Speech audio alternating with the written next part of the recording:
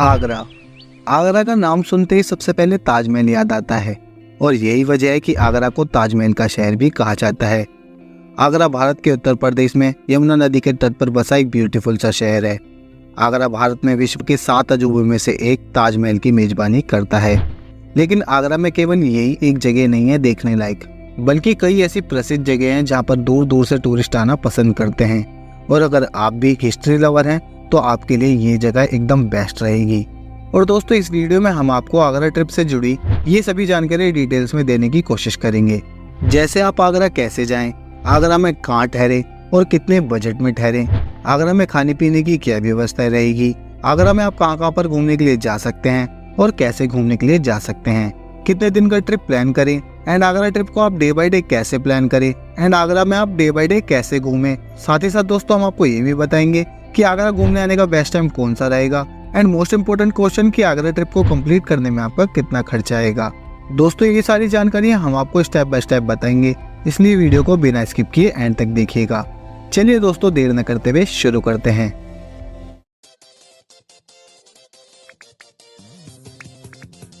दोस्तों, सबसे पहले आपको ये जानना होगा कि आप आगरा तक कैसे पहुंच सकते हैं। आगरा तक आप बस, ट्रेन या फ्लाइट के थ्रू पहुंच सकते हैं। अगर आप बस के थ्रू आगरा तक पहुंचना चाहते हैं तो आपको दिल्ली, नोएडा या फिर आगरा के आसपास के शहरों से डायरेक्ट बस की सुविधा मिल जाती है। आप इजीली इन शहरों से आगरा तक बस के थ्रू पहुंच सकते हैं। एंड अगर आप ट्रेन के थ्रू आगरा तक पहुंचना चाहते हैं तो आपको आगरा में 2 रेलवे स्टेशन देखने को मिलेंगे।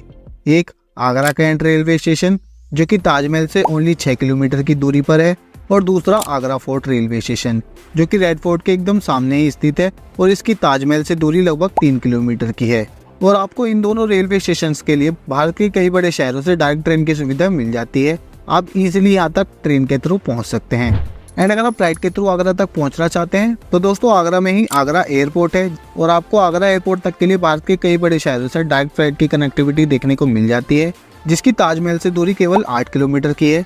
आपको यहाँ पर ट्रांसपोर्टेशन के लिए भी कोई दिक्कत नहीं होने वाली है। आप एयरपोर्ट से भी आसानी से ऑटो या फिर टैक्सी के थ्रू ताजमहल तक पहुँच सकते हैं। और दोस्तों, अगर आप आगरा के आसपास में ही रहते हैं और आप अपने व्हीकल से यहाँ पर पहुँचना चाहते हैं तो आप आराम से आगरा तक पहुँच सकते हैं, बिकॉज आगरा तक पहुँचने वाले रास्ते में रोड की कंडीशन काफी अच्छी देखने को मिलती है और ट्रांसपोर्टेशन की आपको आगरा में कोई दिक्कत नहीं होने वाली है। तो दोस्तों, अब आप आगरा तक पहुँच जाएंगे तो अब बात कर लेते हैं कि आप आगरा में कहाँ ठहर सकते हैं और कितने बजट में आप यहाँ पर ठहर सकते हैं। दोस्तों, ठहरने के लिए होटल आपको रेलवे स्टेशन के पास में मिल जाएंगे एंड ताजमहल के पास में भी मिल जाते हैं। लेकिन दोस्तों, मेरे हिसाब से आप ताजगंज पसई के पास में होटल लीजिएगा। यहाँ पर आपको 500 रुपए से लेकर 1500-2000 रुपए तक में होटल देखने को मिल जाते हैं और हर तरह के होटल आपको यहाँ पर देखने को मिल जाएंगे। बजटेड होटल भी देखने को मिल जाएंगे और थोड़े लग्जरी होटल भी देखने को मिल जाते हैं। मैंने आपको यहाँ पर ठहरने के लिए इसलिए बताया बिकॉज यहाँ से ताजमहल की दूरी 2 से 2.5 किलोमीटर की है और यहाँ से आपको ट्रांसपोर्टेशन की भी कोई दिक्कत नहीं होने वाली है और आप यहाँ से आराम से कहीं भी घूमने के लिए जा सकते हैं आगरा में। और यहीं पर आपको आपके होटल्स के आसपास में ही काफी सारे रेस्टोरेंट देखने को मिल जाते हैं, ढाबे देखने को मिल जाते हैं, जहाँ पर आप अपने भोजन की व्यवस्था भी कर सकते हैं। इसलिए मैंने आपको रिकमेंड किया है कि आप ताजगंज बसई के आसपास में ही ठहरे। तो दोस्तों, अब ठहरने की व्यवस्था की भी बात हो गई है तो अब बात कर लेते हैं कि आपको आगरा में घूमने के लिए कितने दिन का ट्रिप प्लान करना चाहिए। तो दोस्तों, आप 2 तरह से अपनी ट्रिप को प्लान कर सकते हैं। पहला, अगर आप अपनी ट्रिप में फतेहपुर सीकरी को ऐड करना चाहते हैं तो आपको 2 दिन का ट्रिप प्लान करना होगा। और अगर आप अपनी ट्रिप में फतेहपुर सीकरी को ऐड करना नहीं चाहते हैं तो आप 1 दिन में ही यहाँ पर आराम से घूम सकते हैं। 1 दिन आपको फतेहपुर सीकरी के लिए अलग से निकालना पड़ेगा, इसलिए आप यहाँ पर 2 तरह से ट्रिप प्लान कर सकते हैं। 1 दिन आपको चाहिए होता है फतेहपुर सीकरी को घूमने के लिए। तो चलिए दोस्तों, बात कर देते हैं कि आप आगरा में कैसे और कहाँ पर घूमने के लिए जा सकते हैं।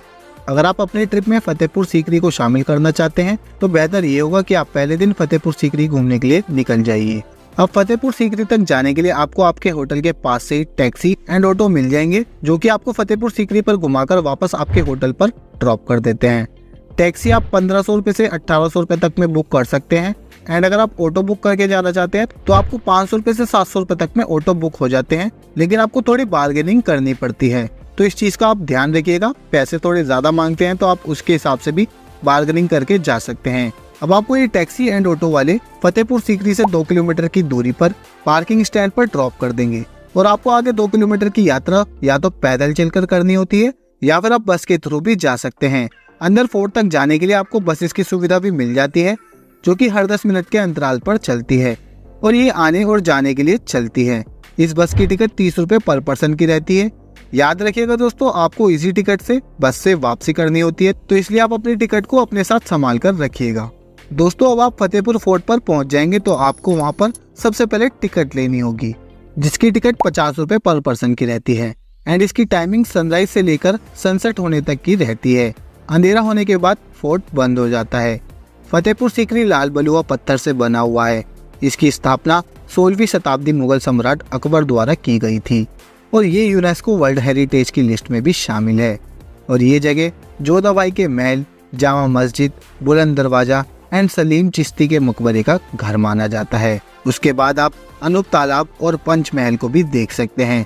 अंदर आपको और भी कई सारी चीजें देखने को मिलेंगी और यहाँ पर आपको घूमते घूमते 4 से 5 घंटे कब बीत जाएंगे आपको पता ही नहीं चलेगा। यहाँ पर अच्छे से घूमने के बाद आप वापस बस से बाहर आकर पार्किंग स्टैंड पर पहुँच सकते हैं। वहाँ से आप अपने ऑटो या फिर टैक्सी से श्री तिरुपति बालाजी टेम्पल के लिए जा सकते हैं। कहते हैं कि आगरा घूमने आने वाले ज्यादातर टूरिस्ट इस तिरुपति बालाजी मंदिर में दर्शन करने के लिए जरूर आते हैं। यहाँ पर आकर काफी आपको मन की शांति मिलती है और यहाँ पर दर्शन करने के बाद आप शाम को आगरा चौपाटी पर घूमने के लिए जा सकते हैं, जो कि रेस्टोरेंट एंड ढाबे के लिए काफी फेमस है। यहाँ पर आप अपने भोजन की व्यवस्था कर सकते हैं। यहाँ पर भी आपकी शाम कब बीत जाएगी आपको पता ही नहीं चलेगा। उसके बाद आप अपने होटल में रेस्ट करने के लिए जा सकते हैं। यहीं पर आपका डे 1 समाप्त हो जाता है। उसके बाद आप नेक्स्ट डे यानी कि डे 2 में सबसे पहले अर्ली मॉर्निंग ताजमहल के लिए जा सकते हैं। ये आपके होटल से लगभग 3 किलोमीटर की दूरी पर है। तो दोस्तों आप इस दूरी को या तो ई रिक्शा के थ्रू पूरी कर सकते हैं, जिसमें आपको 30 रुपए से 40 रुपए पर पर्सन का किराया आता है। आप ई रिक्शा के थ्रू ताजमहल तक पहुंच जाएंगे, या फिर आप डे 2 में भी सभी प्लेसेस की साइट सीइंग के लिए ऑटो बुक करके जा सकते हैं। डे 2 की साइट सीइंग के लिए आपको ऑटो 500 रुपए तक में बुक हो जाते हैं। लेकिन दोस्तों जैसे कि मैंने आपको पहले भी बताया कि यहाँ पर आपको थोड़ी बार्गेनिंग करनी पड़ती है।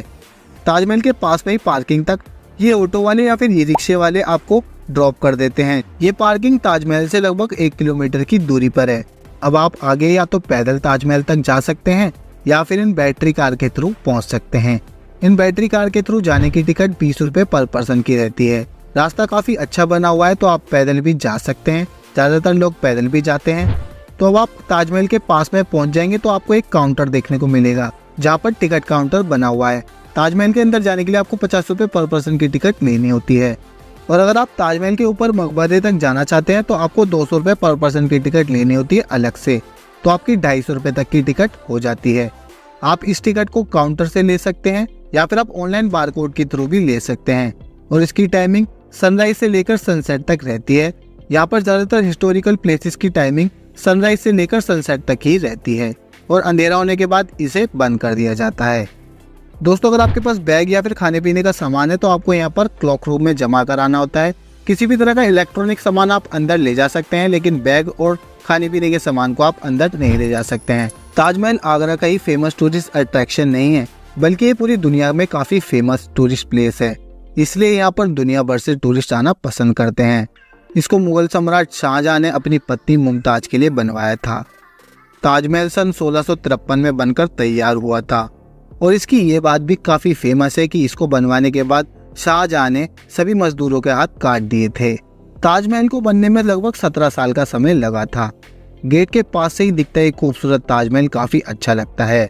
लोग यहाँ पर फोटोग्राफी जरूर करते हैं। आप यहाँ पर अच्छे से घूमिए और फोटोग्राफी करिए। यहाँ पर आप गाइड भी हायर कर सकते हैं, जहाँ पर आपको 200 रुपए से 250 रुपए तक में गाइड मिल जाते हैं, लेकिन बार्गेनिंग थोड़ी करनी पड़ती है।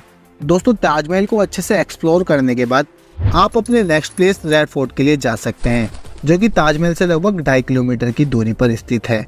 रेड फोर्ट लाल बलुआ पत्थर से बना हुआ है। दोस्तों ये किला भी काफी खूबसूरत लगता है और ये भी यूनेस्को की वर्ल्ड हेरिटेज की लिस्ट में शामिल है। इस किले का निर्माण सन 1573 में बादशाह अकबर ने करवाया था। आपको इस किले के बाहर की साइड पर खाई देखने को मिलती है, जो कि भारी आक्रमणकारियों से बचने के लिए बनवाई गई थी। रेड फोर्ट की टिकट 50 रुपए पर पर्सन की रहती है एंड क्लॉक रूम की सुविधा भी यहाँ पर आपको देखने को मिलेगी, जैसे कि आपको ताजमहल में भी देखने को मिली थी। यहाँ पर भी आप इलेक्ट्रॉनिक सामान को अंदर ले जा सकते हैं, लेकिन बैग या फिर खाने पीने के सामान को आप अंदर नहीं ले जा सकते हैं। इस रेड फोर्ट के अंदर आपको खूबसूरत गार्डन के साथ साथ दीवाने आम, अंगूरी बाग देखने को मिलेगा। जहाँ पर आप आराम से घूम सकते हैं। और दोस्तों अंगूरी बाग में इस जगह से आप ताजमहल का एक व्यू भी देख सकते हैं।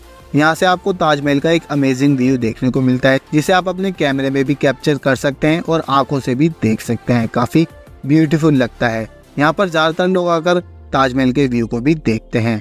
आपको लाल किले में भी पूरी तरह से घूमने में लगभग 3 घंटे का समय लग जाएगा।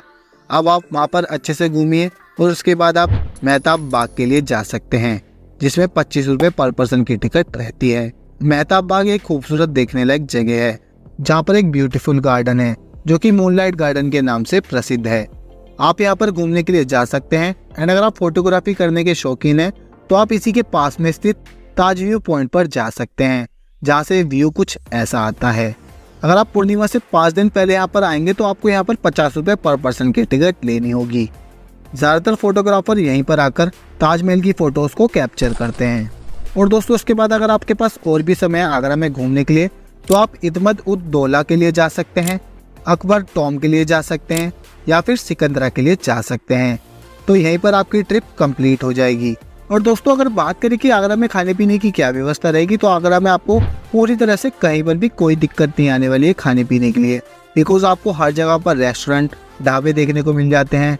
कई कई जगह पर आपको स्ट्रीट फूड भी देखने को मिल जाएंगे, जहाँ पर आप अपने खाने पीने की व्यवस्था कर सकते हैं।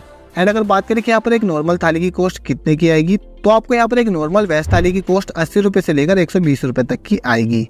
और दोस्तों अगर आप आगरा में आए हैं तो आप आगरा के फेमस पेठा को तो ज़रूर टेस्ट करिएगा और आप इसे अपने साथ अपने घर पर भी लेकर ज़रूर जाइएगा।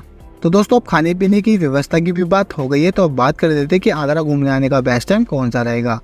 दोस्तों आप आगरा में अक्टूबर से लेकर मार्च के बीच में घूमने के लिए आ सकते हैं। इस समय आगरा में घूमने के लिए मौसम एकदम अच्छा रहता है, तो आपको इजीली यहाँ पर घूमने फिरने में कोई परेशानी नहीं होगी। मार्च के बाद से आपको यहाँ पर थोड़ी गर्मी देखने को मिलती है, तो आपको यात्रा करने में थोड़ी दिक्कतें आ सकती हैं। एंड दोस्तों अगर बात करें कि इस पूरी यात्रा को कंप्लीट करने में आपका कितना खर्चा आएगा, तो दोस्तों आप 2 तरह से ट्रिप प्लान करेंगे तो आपका 2 तरह से खर्चा आता है। अगर आप एक दिन में ही आगरा घूमना चाहते हैं तो आपका 2000 रुपये से लेकर 2500 रुपये तक का खर्चा आता है। एंड अगर आप 2 दिन की ट्रिप प्लान करेंगे तो आपका 3000 रुपये से लेकर 3500 रुपये तक का खर्चा आएगा। बाकी दोस्तों जितने ज़्यादा लोग होंगे उतना खर्चा थोड़ा डिवाइड होते चले जाता है और खर्चा थोड़ा कम भी होते हुए चले जाता है। तो आप 2 से 3 लोग भी अगर आएंगे तो आपका खर्चा थोड़ा कम हो जाएगा। मैंने इस खर्चे में आपका आगरा पहुंचने के बाद का खर्चा इंक्लूड किया है और इसमें आपका ट्रांसपोर्टेशन का खर्चा, होटल का खर्चा, फूड एंड टिकट का खर्चा इंक्लूड किया है। तो दोस्तों आज की वीडियो में बस इतना ही। आई होप आपको मेरी इस वीडियो से आगरा ट्रिप से जुड़ी सभी जानकारियाँ डिटेल्स में मिली होगी। अगर फिर भी कोई क्वेश्चन मुझसे छूट गया है तो आप हमें कमेंट करके पूछ सकते हैं या फिर आप हमें फेसबुक या इंस्टाग्राम पर मैसेज करके भी पूछ सकते हैं। हम वहाँ पर भी आपको इसी तरह की जानकारियाँ देते रहते हैं।